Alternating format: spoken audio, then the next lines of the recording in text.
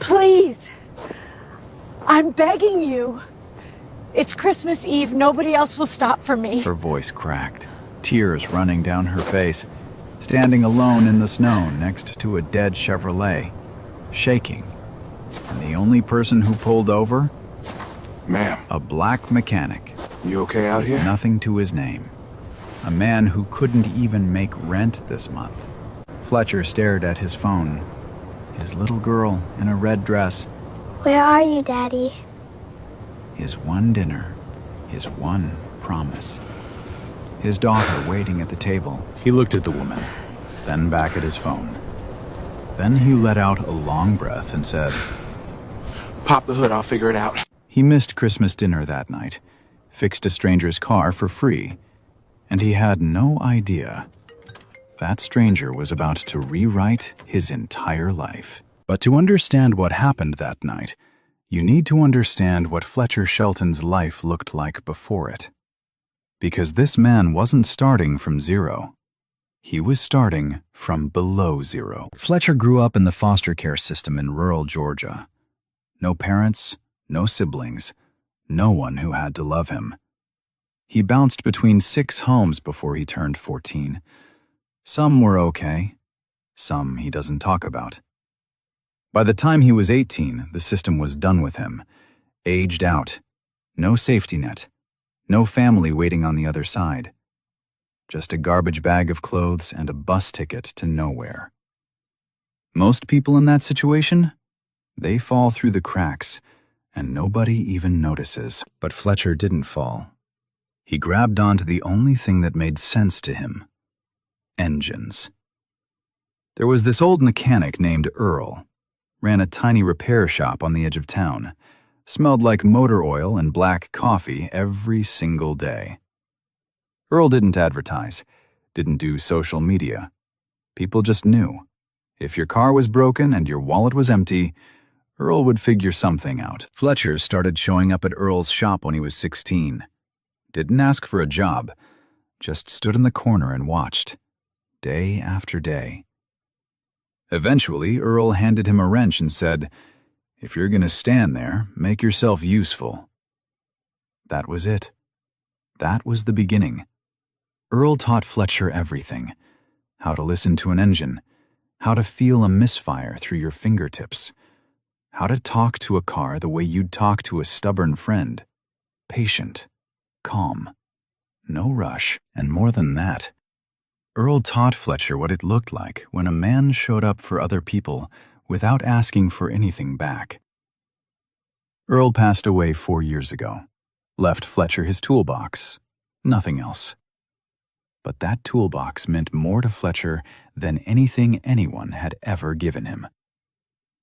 Now Fletcher was 38 years old, and this was his life. He woke up every morning at 5:45 in a studio apartment above a laundromat. The dryers hummed through the floor all night. The walls were thin. The space heater clicked every few minutes like it was counting down to something. The apartment was small, but it was clean.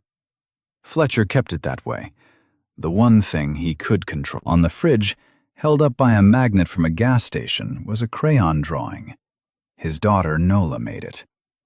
A picture of a big blue van with a stick figure standing next to it. Above the van, in wobbly purple letters, Dad's Workshop. That drawing was the most expensive thing in the apartment, not in dollars, in meaning. Fletcher's van was a 2006 Ford E350.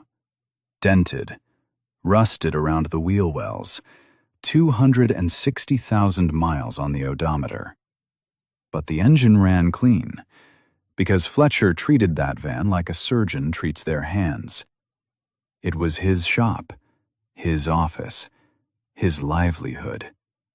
Everything he owned that mattered was inside it. On the side of the van, zip-tied to the panel, was a handmade sign, Shelton Mobile Repair. No logo, no website, no phone number on a fancy graphic, just block letters on a piece of sheet metal he'd cut and painted himself. That was Fletcher's business. One van, one man, One toolbox that used to belong to someone who believed in him. And every single day, he drove that van across town, fixing cars for people who couldn't afford to go to a real shop. Single mothers with dead batteries, old men with leaking radiators, college kids with check engine lights they'd been ignoring for 6 months. He never charged full price. Ever. Last Tuesday, he replaced an alternator for a woman with 3 kids in the back seat. The job was worth $120. He charged her $40. She thanked him 3 times. He waved it off and drove away. That's who Fletcher was. That was every single day. But kindness doesn't pay rent. Fletcher was $280 short this month. His landlord called. "You gonna have it by the 1st?" Fletcher said yes. His voice was steady. His hands weren't. Then a fleet company he'd been counting on, a contract that was supposed to carry him through January, called and canceled. No explanation, just, "We went another direction." Click. Fletcher sat in his van in a gas station parking lot, staring at the steering wheel, counting cash from a folded envelope, coming up short. Again. But here's the thing about Fletcher. He didn't stay down long. He never did. He picked up his phone and called his daughter. Nola was 9 years old. Big brown eyes, gap in her front teeth. Talked a mile a minute about everything, especially drawing. She was at her mother's house, already buzzing about Christmas. "Daddy, I made you a present, but you can't see it until tomorrow at Cousin Deacon's. You promise you're coming?" Fletcher smiled, the first real one all day. "I never miss it, baby girl, you know that." And he meant it, because Christmas dinner at Deacon's house was the one tradition Fletcher had. The only one. Deacon was his older cousin, the one person who stepped in when the system stepped out. Loud, loving, the kind of man who'd give you his last plate and act like he wasn't hungry. Missing that dinner wasn't an option. Not for Fletcher. Not ever. He hung up the phone, took a breath, and drove past a billboard on the highway. Big letters, clean design, a logo, a stylized A inside a wheel. Ashford Mobility Group, driving communities forward. Fletcher glanced at it for half a second, didn't think about it twice. He should have. What Fletcher didn't know was that the next 12 hours were going to ask him a question he couldn't answer with a wrench. Christmas Eve, late afternoon. The sky was already turning that heavy gray color, the kind that means the snow isn't coming, it's already here. Fletcher finished his last job early. A brake pad swap for an elderly man who paid him in cash and a Tupperware of sweet potato pie. Fletcher tried to refuse the pie. The old man wouldn't hear it. "Boy, take the pie. My wife made it. You say no to her, not me." Fletcher took the pie, put it on the passenger seat next to Nola's present, a sketchbook and a set of colored pencils, wrapped in newspaper because he couldn't afford real wrapping paper. He checked the time. 4:47 p.m. Deacon's house was about 90 minutes away. If you left now, he'd make it right on time. Nola would be there in her red dress. Deacon would be frying something. The house would smell like cinnamon and loud opinions. Fletcher pulled onto the highway and called Deacon. "I'm on my way. Save me a plate." Deacon laughed.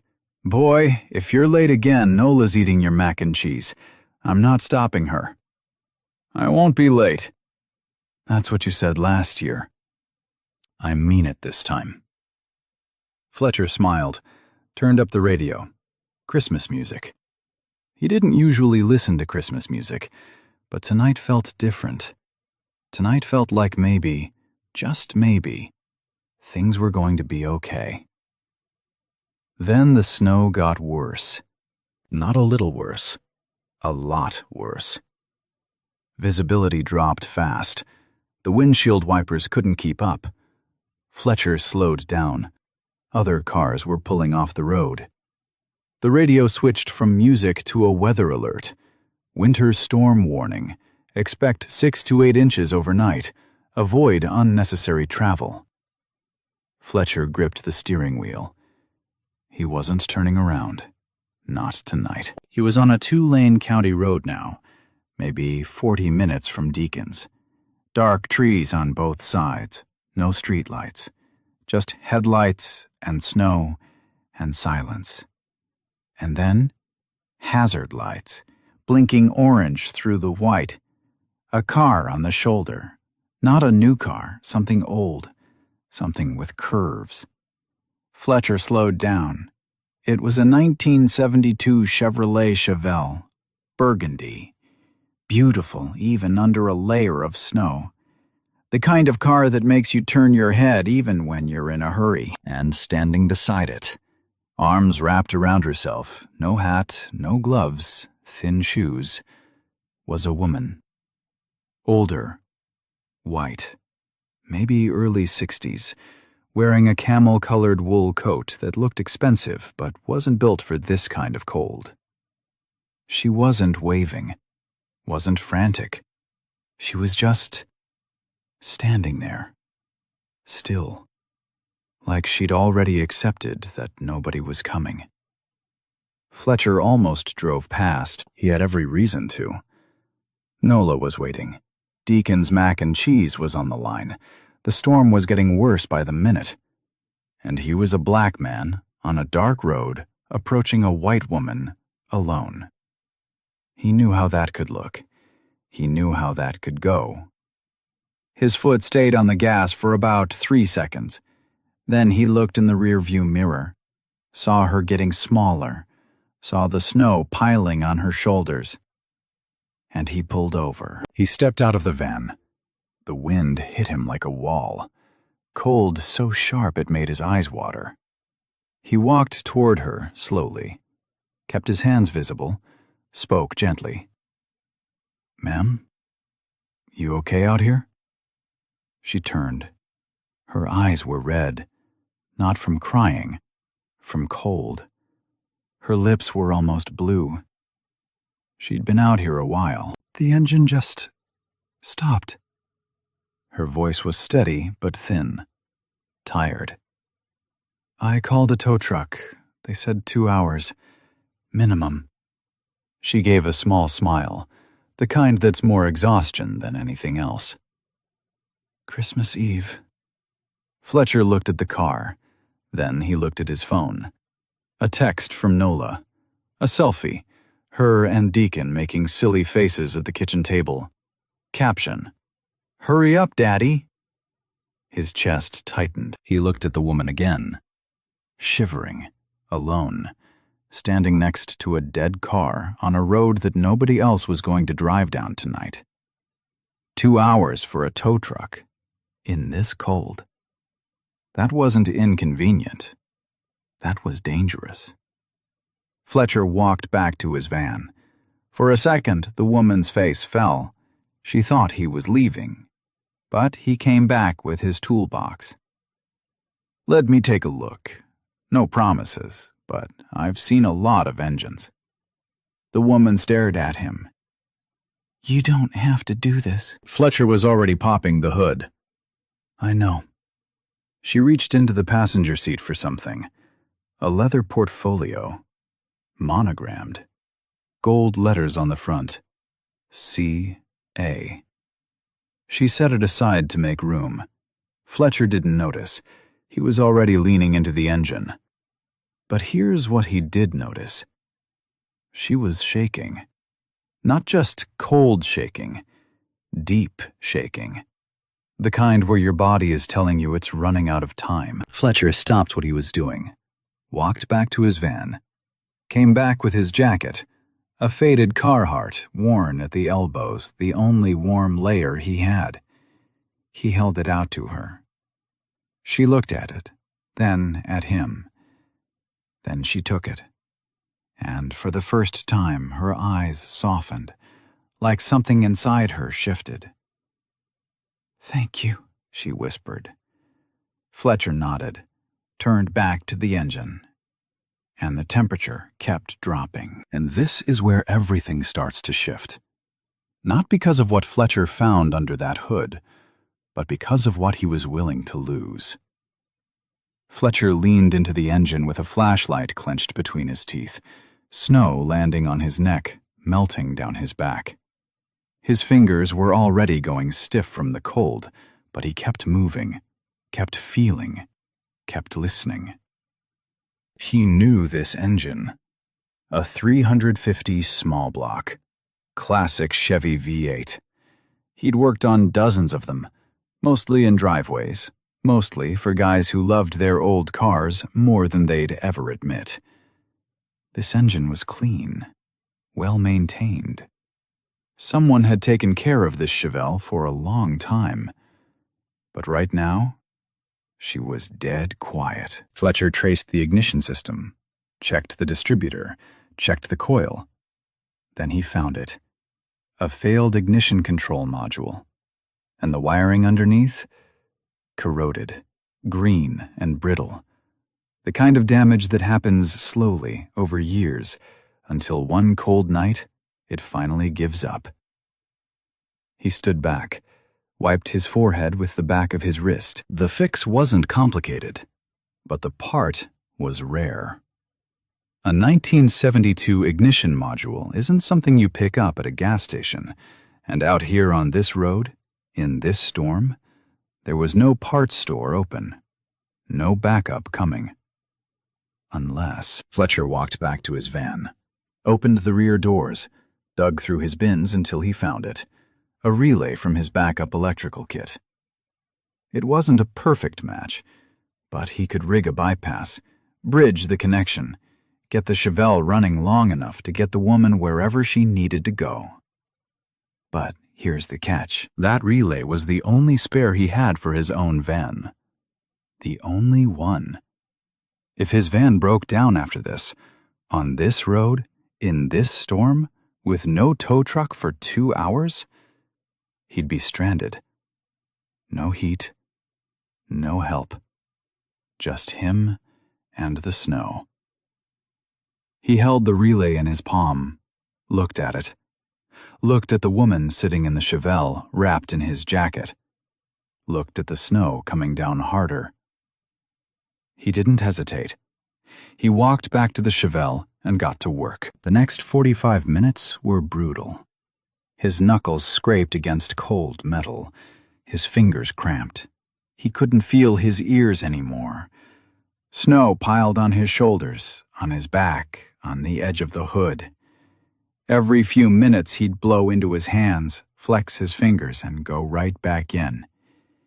He talked to the engine the way Earl taught him. Quiet, calm, like coaxing a scared animal. Come on, sweetheart, work with me. I know you're tired. Me too. But we're not done yet. The woman, Catherine, watched him from inside the car. She hadn't said much since he started, but she was watching, closely. The way he moved, the way he touched the engine, the way he didn't rush, didn't curse, didn't slam anything in frustration. She leaned forward. Do you do this a lot? Stop for strangers? Fletcher didn't look up. When I can. Most people wouldn't. Not on a night like this. Fletcher paused for a second. Most people got somewhere warm to be. She caught what he meant. He didn't have somewhere warm. Not really. He had a cold apartment above a laundromat and a table at his cousin's house, and right now he was losing the only one that mattered. Catherine went quiet, but something in her expression changed, like she was filing him away in her mind, storing him somewhere important. Fletcher's phone buzzed in his pocket. He pulled it out with greasy fingers. Deacon. Fletch, where are you, man? Nola's been asking every 5 minutes. Fletcher closed his eyes for a second. Got a little held up. I'll be there. Deacon's voice dropped, serious now. How held up? I'm helping somebody on the road. car broke down. Silence, then Deacon, soft, knowing. You and your big heart, man. Just get here when you can. I'll keep her plate warm. Fletcher hung up, went back to the engine, worked faster. Then another call. This one hit harder. Daddy? Nola's voice, small and sleepy. Hey, baby girl. Are you coming? Fletcher's jaw tightened. He could feel something building behind his eyes. He blinked hard, swallowed it down. I'm coming. I promise. Save me a seat, okay? Okay, Daddy. I saved you the big chair. That's my girl. He hung up, stood very still for about 5 seconds, snow falling on his face, eyes closed. Then he opened them, picked up the wrench, and kept going. The bypass was tricky. The wiring was old, and the connectors didn't want to grip in the cold. Fletcher stripped 2 wires with his teeth when his wire stripper slipped. He spliced them together, taped the connection, rigged the relay into place. It wasn't pretty, but it was solid. Earl would have called it ugly beautiful. The kind of fix that only works when someone really knows what they're doing. Fletcher stepped back, took a breath. Try it now. Catherine turned the key. The engine coughed, sputtered, coughed again. Nothing. Fletcher leaned in, adjusted one connection, tightened a ground wire. One more time. She turned the key, and the Chevelle roared to life. That old V8 rumble, deep, heavy, alive, filled the silence of the road like a heartbeat coming back. The sound echoed off the trees. The exhaust poured white into the frozen air. Fletcher exhaled, long and slow. His breath hung in front of him like smoke. Catherine stepped out of the car. She stood there looking at him, not at the engine, at him. The way people look at someone who just did something they didn't expect, something they'll remember for a long time. I don't know what to say. Fletcher wiped his hands on his jeans. Don't need to say anything. Just get where you're going safe. She shook her head slowly. What's your name? Fletcher. Fletcher Shelton. I'm Catherine. No last name. Just Catherine. She looked at the engine one more time, then back at him. You have a gift, you know. The way you talk to engines. My husband used to do that. Past tense. Fletcher noticed, didn't push. He had good taste in cars, Fletcher said, nodding at the Chevelle. Catherine's eyes glistened. She touched the hood lightly, like she was touching a memory. It was his. This is the first Christmas I'm driving it alone. Silence. Just the engine rumbling and the snow falling, and 2 strangers standing on a dark road on Christmas Eve. Both carrying weight. Both alone in different ways. Catherine reached toward her leather portfolio on the seat. Her hand hovered over it, almost like she was about to pull something out. Then she stopped, adjusted the brooch on her coat instead. A brooch shaped like a steering wheel. Small, gold, pinned right over her heart. Fletcher noticed it. Didn't say anything. He didn't know what it meant. Not yet. She tried to pay him, and what he did next told her everything she needed to know. Catherine reached into the Chevelle, pulled out that leather portfolio, the one with the gold monogram, C.A. She unzipped it and took out a checkbook. Not a regular checkbook, the kind that comes in a leather case with a pen attached. Please, let me pay you, whatever it costs. Name your price. Fletcher shook his head before she even finished the sentence. Ma'am, Catherine, it's Christmas Eve. I'm not taking your money. You've been out here for almost an hour. In the freezing cold. You gave me your jacket. You used your own part. At least let me— No, ma'am. He said it gentle, but firm. The kind of firm that doesn't leave room for negotiation. Catherine held the checkbook in the air for a moment, then slowly lowered it. She studied him. Really studied him. Not the way people look at someone they feel sorry for. The way people look at someone they're trying to understand. Like she'd been looking for something and just found it. Then at least let me have your number, in case I need a mechanic again. Fletcher hesitated. Then he walked to his van and came back with a small card, handwritten, slightly bent at the corner. Just his name, his phone number, and Shelton Mobile Repair in block letters. No email, no website, no fancy design, just the basics. She took it, held it with both hands, looked at it longer than a normal person would look at a business card. Then she tucked it into her portfolio, carefully, like it was something worth keeping. Fletcher waited for her to hand him something back, a card, a number, anything. But she didn't. She just zipped the portfolio shut and looked at him one more time. Fletcher, get to your daughter, and Merry Christmas. He nodded. Merry Christmas, Catherine. She got in the Chevelle, closed the door. The engine was purring now, that deep V8 rumble steady and strong. She pulled onto the road, snow crunching under the tires. The tail lights glowed red through the white, getting smaller and smaller. And then she was gone. Fletcher stood there for a moment, alone on the road.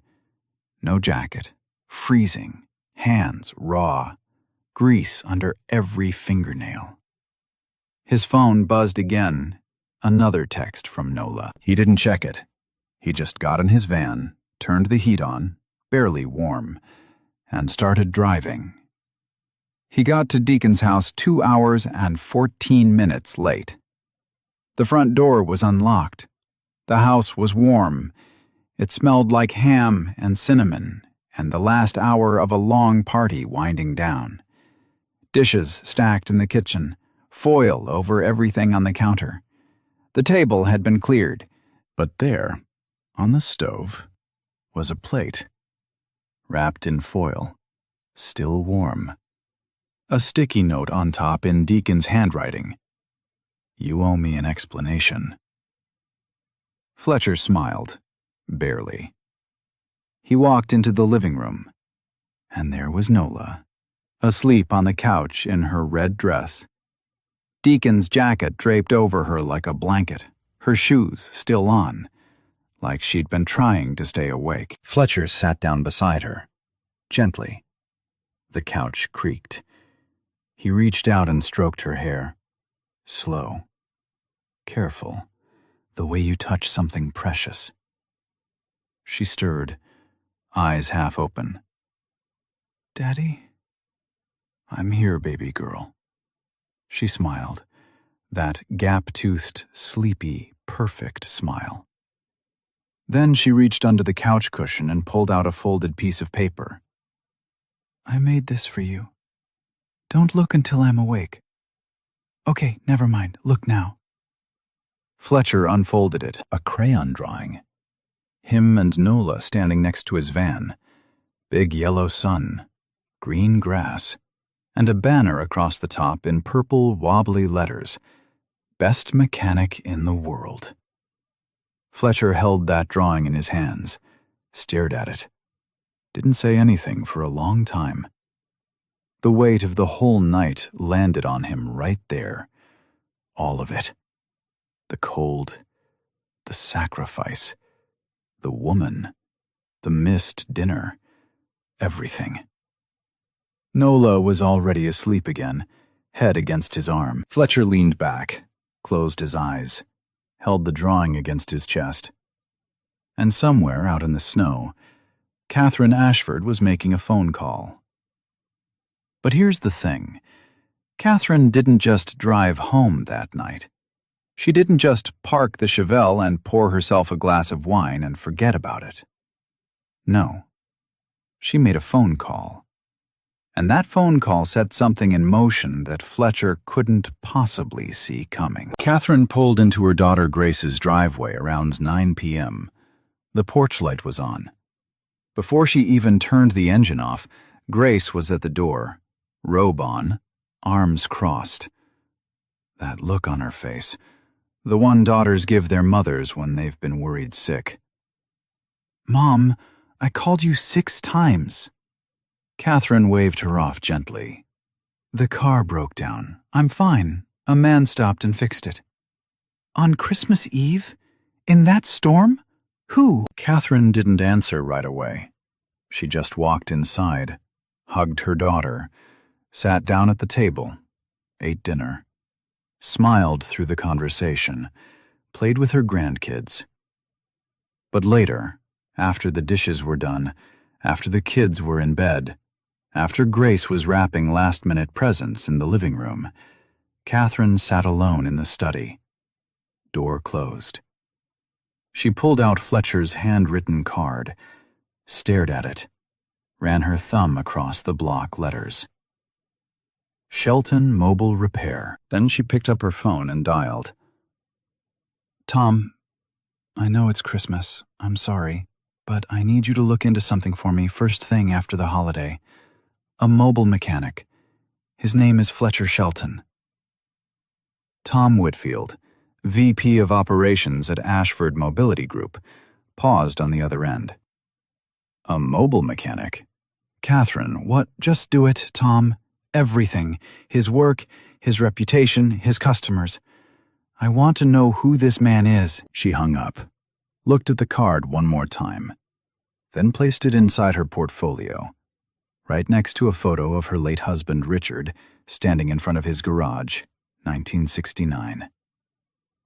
Meanwhile, Fletcher's life went back to normal, or whatever normal was for him. Jobs trickled in.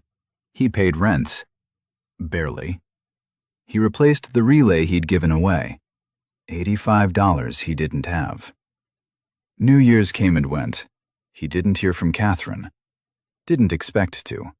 She was just another stranger on another cold night. That's what he told himself. But then things started happening. Small things. A fleet manager who'd ghosted him months ago suddenly called back. "Hey, somebody recommended you. Got a few vehicles need servicing." Then a parts supplier offered him a wholesale account, the kind usually reserved for established shops with storefronts and business licenses, not guys working out of vans. Fletcher was confused, but grateful. He didn't question it. He should have. And then, 6 weeks after Christmas, Fletcher Shelton got a phone call that made him pull his van to the side of the road. It was a Tuesday, February. Cold, but no snow. Fletcher was in a grocery store parking lot, flat on his back under a Honda Civic, replacing a water pump for a high school teacher who couldn't afford the dealership price. His hands were covered in coolant. His back ached. Just another Tuesday. His phone rang. Unknown number. He almost ignored it. Unknown numbers were usually spam, or bill collectors. Neither one he wanted to hear from right now. But something made him pick up. "Mr. Shelton?" A man's voice. Professional. Careful. "Yeah, who's this?" "My name is Tom Whitfield. I'm the Vice President of Operations at Ashford Mobility Group." Fletcher went still. His wrench stopped moving. Ashford Mobility Group. That billboard. The one he drove past every day. The stylized A inside a wheel. Driving communities forward. The name he'd seen 100 times and never thought about once. "I'm sorry, what?" Tom continued. Measured. Like he was reading from a script, but trying to sound like he wasn't. "Ms. Ashford asked me to reach out to you directly. She'd like to set up a meeting." Fletcher slid out from under the Honda, sat up on the cold asphalt. The teacher was standing nearby, watching, confused. Ms. Ashford? Catherine? That's correct. Fletcher's brain was doing math it couldn't solve. Catherine. The woman from Christmas Eve. The Chevelle. The snow. The checkbook he turned down. The business card he gave her. I don't understand. What does Ashford Mobility Group want with me? Tom paused. And in that pause, Fletcher felt the ground shift underneath him. Mr. Shelton, I think it would be best if Miss Ashford explained that herself. But I can tell you this much. She was quite specific about reaching out to you. She told me what happened on Christmas Eve. The Chevelle. The storm. She said you used your own part to fix her husband's car and refused payment. Fletcher said nothing. She also said you gave her your jacket. Still nothing. Ms. Ashford doesn't reach out like this, Mr. Shelton. In 22 years, I've never seen her ask me to personally contact someone. So whatever happened that night, it made an impression. Fletcher leaned against his van. The grocery store parking lot suddenly felt very small. A woman was loading bags into her trunk 3 spaces away. A shopping cart rolled past in the wind. The world was going on like normal, but for Fletcher, normal just ended. What exactly is Ashford Mobility Group? Tom told him. And that's when Fletcher's legs almost gave out.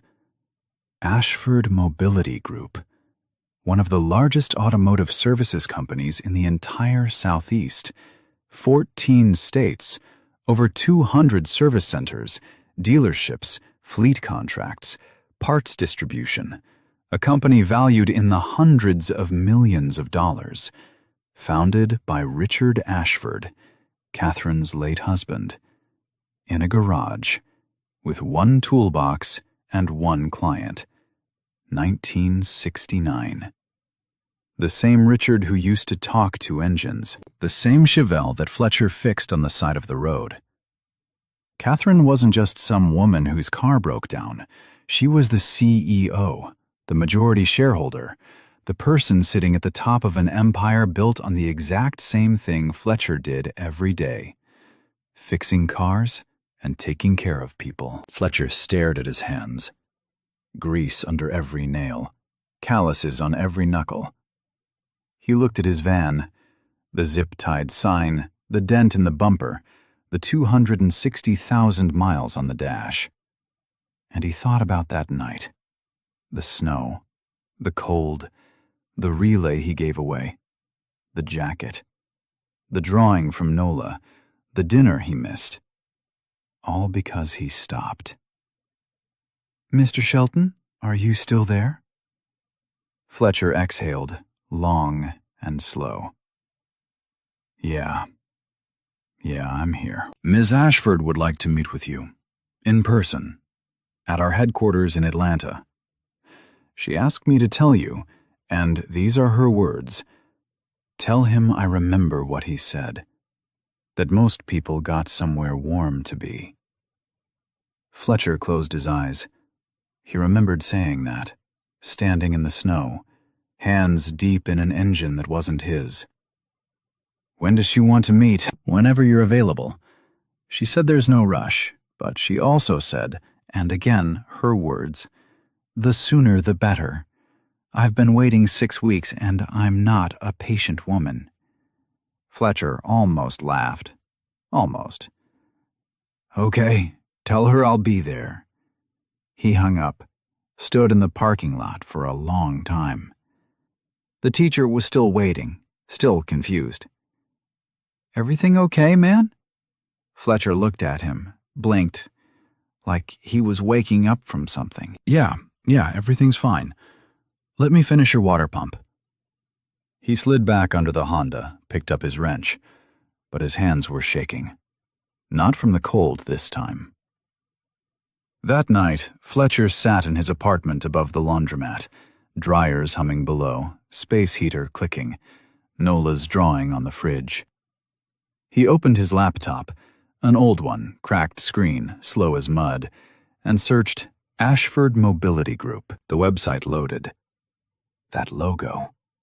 The A inside the wheel. Photos of service centers. A fleet of branded vehicles. Press releases. Revenue numbers he couldn't even process. And on the About page, a photo of Catherine Ashford.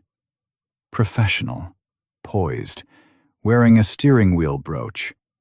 The same brooch, the same woman, the same eyes that watched him fix an engine in the snow. Fletcher closed the laptop, leaned back in his chair, stared at the ceiling. What did you get yourself into, Fletch? The dryers hummed, the heater clicked, and somewhere in Atlanta, Catherine Ashford was waiting. But Catherine didn't bring Fletcher to Atlanta just to say thank you. She brought him there to make an offer that would terrify and transform him in equal measure. Fletcher made the drive on a Saturday morning. 3 hours. He wore his cleanest shirt, a navy blue button-down he usually saved for Nola's school events. Ironed it twice, still had a small crease on the collar that wouldn't cooperate.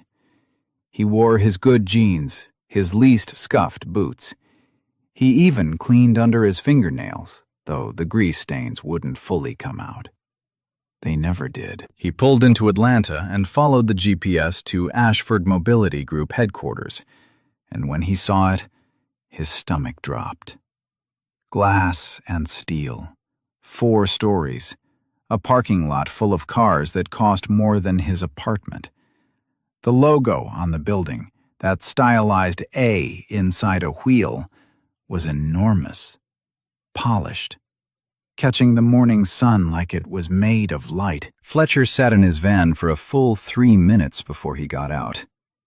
He looked at the zip-tied sign on the side panel, Shelton Mobile Repair, block letters on sheet metal. Then he looked at the building in front of him.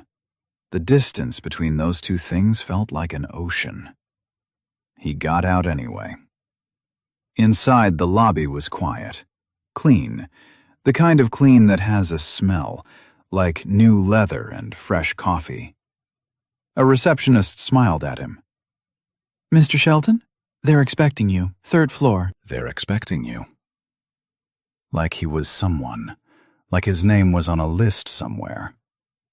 He took the elevator, straightened his collar, took a breath. The conference room had floor-to-ceiling windows, a long table, water glasses already poured, and at the far end, Catherine. She looked different, not the shivering woman from the roadside. She was poised, commanding, hair pulled back, a dark blazer.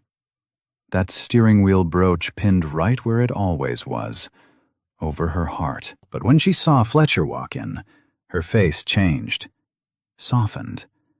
She stood up and walked toward him, not a corporate walk, a real one. "Fletcher, thank you for coming." She shook his hand with both of hers, held it for a second longer than business required. Then she introduced Tom Whitfield, firm handshake, measured grip. Tom's expression was harder to read, polite but cautious, like he wasn't fully sold yet on whatever this meeting was about. They sat down.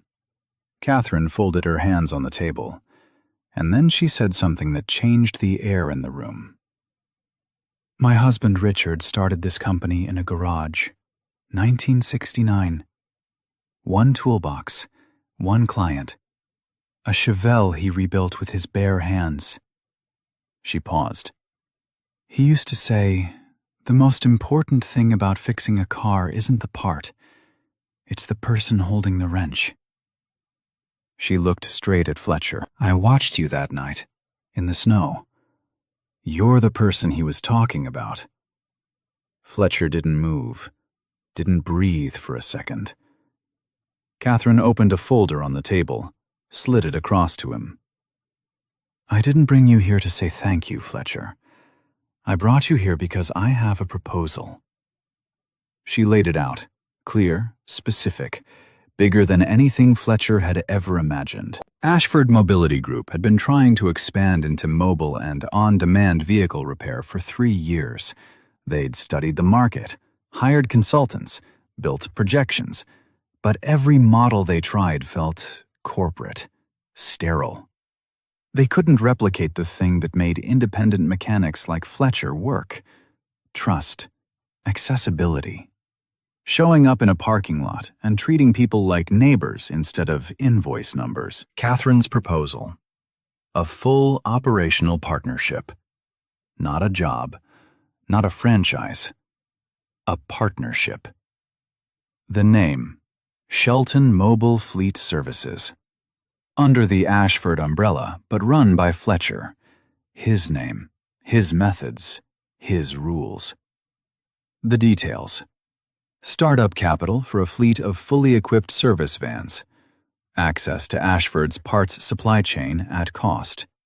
Training resources, marketing support, and a percentage of revenue that would grow as the operation scaled. Fletcher stared at the folder. Pages of numbers, projections, timelines. His name printed at the top of every page. I can't run a company, he said. Quiet. Honest. I fix cars in parking lots. That's what I do. Catherine smiled, the first real smile he'd seen from her since that night. Neither could Richard. Until he did. Tom leaned forward. Reluctantly, he slid a second folder across the table. Data. Fletcher's customer retention rate, 91%. His referral numbers. Online reviews from people who'd never left a review for anything else in their lives. A woman who wrote, Fletcher fixed my car when no one else would answer the phone. I trust him more than any shop in this city. Tom looked at Fletcher. The numbers speak for themselves, Mr. Shelton. Catherine leaned back.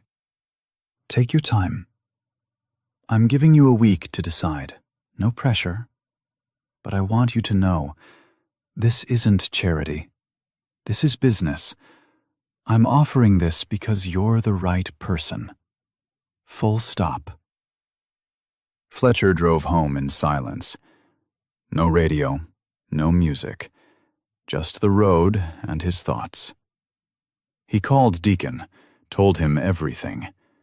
Deacon went quiet for 10 full seconds, then yelled so loud Fletcher had to hold the phone away from his ear. Boy! Boy! Are you serious right now? Fletcher laughed. First real laugh in weeks. Then he called Nola. Baby girl, Daddy might be starting something new. Is it a bigger van? Maybe a whole lot of vans. Can I put stickers on them? Every single one. That Sunday, Fletcher drove to the cemetery, found Earl's headstone.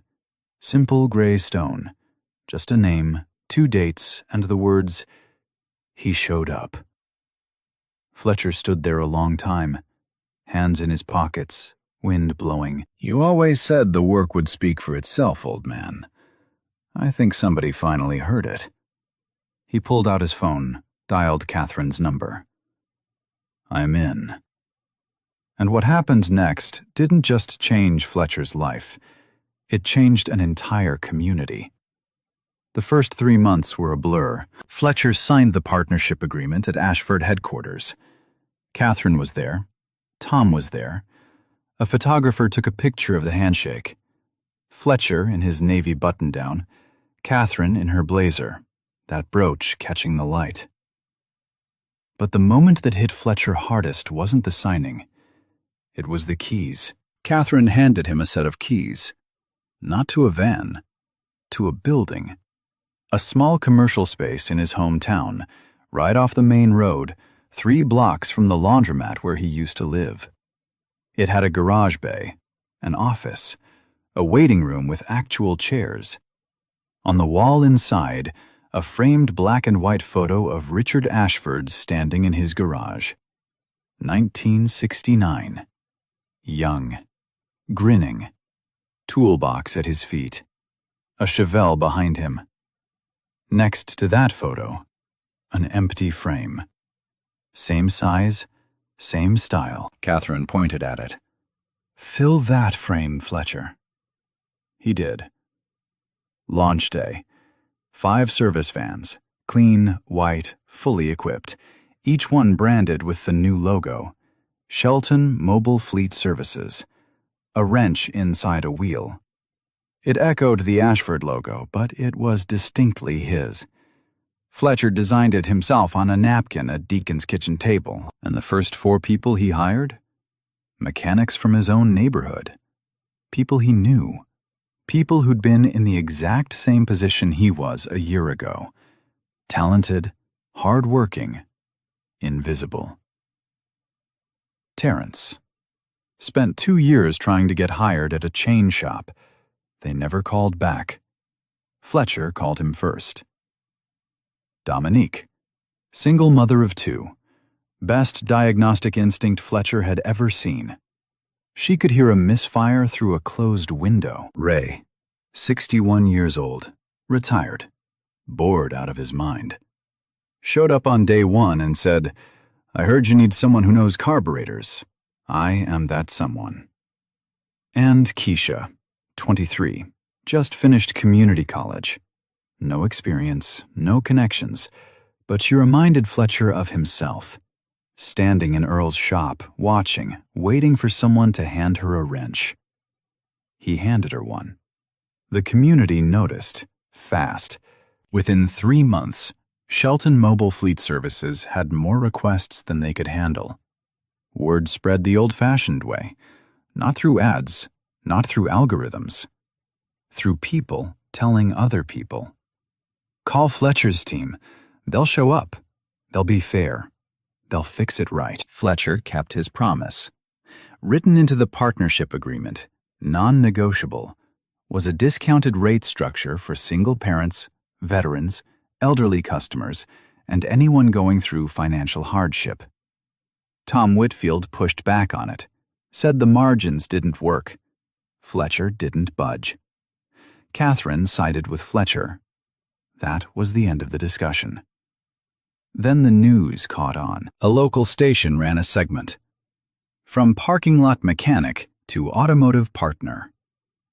Fletcher was uncomfortable on camera, kept looking off to the side, kept saying, "I'm just doing what I know." But Nola, standing right beside him in a yellow sundress, was not uncomfortable. She waved at the camera, smiled that gap-toothed smile, stole the entire interview. That story got picked up by 3 more stations, then an online outlet. Then a national automotive magazine ran a profile. The headline, "The Mechanic Who Stopped." But the thing Fletcher was most proud of, it wasn't the vans, it wasn't the building, it wasn't his name on a logo. It was the apprenticeship program. Fletcher started it 6 months after launch. The Shelton Youth Apprenticeship Program, specifically for foster youth aging out of the system. Kids just like he was, 18, alone, no safety net, no one waiting on the other side. He taught them the way Earl taught him, hands-on, patient, one engine at a time. No shortcuts, no yelling. Just show up, pay attention, and respect the work. First class. 6 students. By the end of the year, 4 were employed full-time. 1 went on to technical school with a full scholarship funded by Ashford Mobility Group. The 6th one? Still learning, still showing up. Fletcher told him the same thing Earl once told him.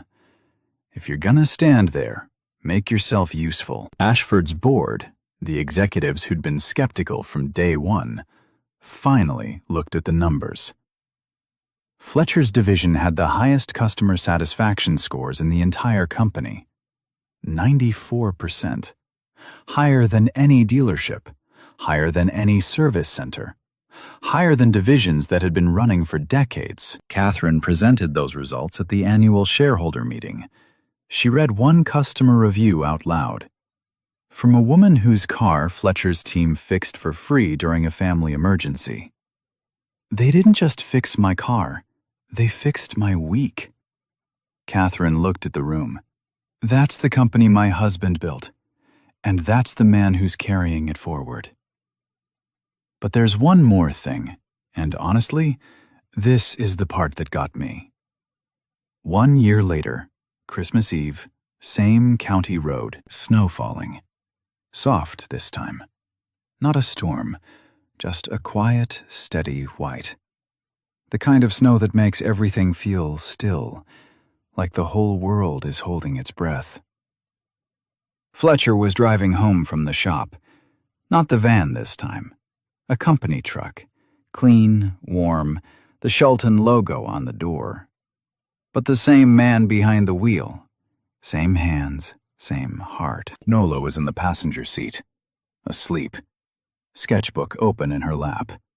A half-finished drawing of a Christmas tree with about 40 ornaments on it. She'd been drawing the whole ride. They were heading to Deacon's, on time this year. The mac and cheese was safe. Nobody was eating his plate. And then, hazard lights, blinking orange through the falling snow. A car on the shoulder, and standing next to it, a young man, early 20s, hoodie, no coat, hands shoved in his pockets, stamping his feet against the cold, looking up and down the road like he'd already given up on anyone stopping. Fletcher slowed down. He didn't even think about it. His foot moved to the brake the same way his lungs moved to breathe. Automatic. Built in. The way Earl built it into him. The way life built it into him. He pulled over, got out, walked toward the young man. "You okay? Need some help?" The young man's face flooded with relief. "Man, I didn't think anyone was going to stop. I've been out here 20 minutes. Fletcher looked at the car, popped the hood, flashlight out, hands already moving.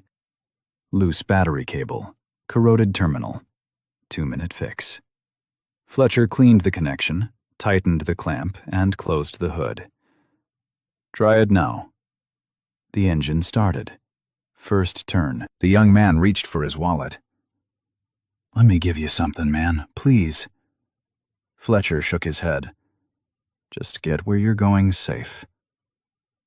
The young man stared at him, then nodded, smiled, drove away into the snow. Fletcher stood there for a moment, watching the taillights disappear. Same road, same snow, same feeling. Nola's voice from the truck, sleepy, soft. "Daddy, you stopped again?" Fletcher climbed back in, hands cold, heart full. "Always, baby girl." He drove to Deacon's. The table was full. The house was loud. The mac and cheese was perfect. Fletcher sat between Nola and Deacon. Nola leaned into his arm. Deacon raised a glass. "To the man who never drives past." Fletcher raised his glass, said nothing. Didn't need to. On the table beside his plate, a Christmas card. Cream-colored envelope, elegant handwriting. To Fletcher, the person holding the wrench. Merry Christmas. Catherine. Tucked behind the card, a check. Made out to the Fletcher Shelton Youth Apprenticeship Fund. Deacon glanced at the number, choked on his eggnog. Fletcher just smiled, folded the card, slipped it into his shirt pocket, right over his heart. Same spot where Catherine always wore her brooch. And that's the story. A man with nothing who gave everything. A stranger who turned out to be the door he never knew was waiting for him. A Christmas Eve that rewrote a life. But here's what stays with me. Here's the thing. Fletcher had no idea who that woman was. None. He just saw somebody freezing on the side of the road, and he pulled over. That's it. And you know what I keep coming back to? He passed away and left the man with 2 balls. That's all he had. But he gave him something way bigger. He showed him what it looked like when you just show for people. No agenda, no angle. And that's what Fletcher did that night. Gave away his only spare part, mistreatment with his little girl, for a complete stranger. Catherine, she spent her whole life with a man who built an empire, doing the exact same thing. She knew what she was looking at. Sometimes, the thing that changed the whole life doesn't look like an opportunity. It looks like a broken down car on a dark road. And the only thing that gets you there is being the kind of person who stops when everybody else keeps driving. So real talk, when the last time you stopped for a total stranger, when it's actually cost you something? Tell me in the comment. Would you have pulled over that night? If the one hit you, send it to somebody who needs it. He's so right. We do this every week. You don't need an empire to change a life. You just gotta stop